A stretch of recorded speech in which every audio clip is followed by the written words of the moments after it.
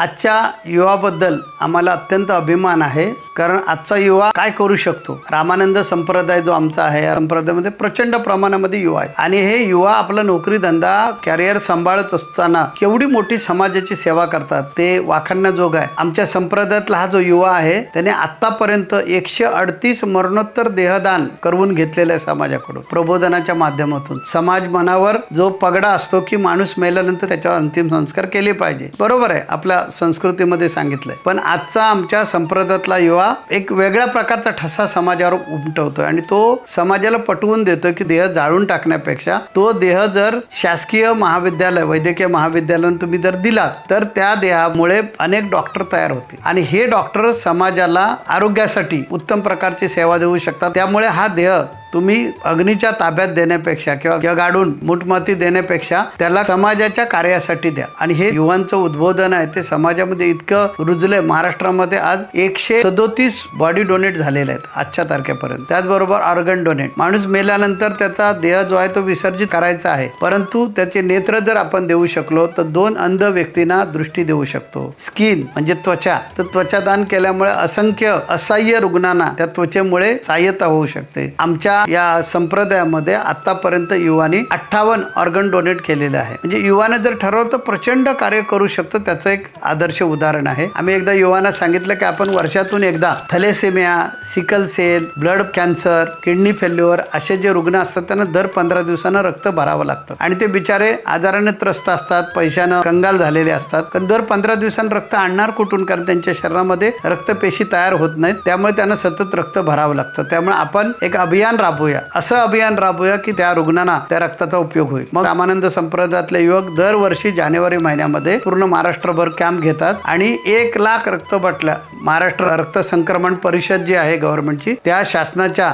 रक्तपेढ्यांना हे रक्त विनामूल्य उपलब्ध करून द्यायचं आणि दरवर्षी हे आमचे युवा करतायत। या जानेवारीमध्ये 4 जानेवारी ते 19 जानेवारी ह्या कालावधीमध्ये 15 दिवसात 1,36,272 लोकांनी रक्तदान केलं। त्यामध्ये युवा पण मोठ्या प्रमाणात स्वतः रक्तदान करतात आणि लोकांना प्रबोधन करतायत। त्यानंतर ब्लड इन नीड नावाचा आमचा एक उपक्रम आहे, तर ब्लड इन नीडच्या माध्यमातून हे युवा ज्या रुग्णांना गरज आहे रक्ताची तिथे स्वतः समाजातील रक्तदात्याला घेऊन जातात आणि रक्तदान देतात। दरवर्षी कमीत कमी 15 ते 20 हजार रुग्णांना रक्त उपलब्ध करून दिलं जातं। ते हा युवा प्रचंड प्रमाणात आज समाजसेवा करतोय आपलं करिअर सांभाळून। त्यामुळे त्यांनी माळाच घेऊन बसलं पाहिजे आणि भक्ती केली की त्यांना ईश्वर पावेल किंवा ईश्वरापर्यंत पोहोचता येईल असं नाही। त्यांच्या अंतःकरणामध्ये जो भाव निर्माण झाला की समाजासाठी आपण उपयोगी पडलं पाहिजे, ती सुद्धा फार मोठी ईश्वरी सेवा आहे।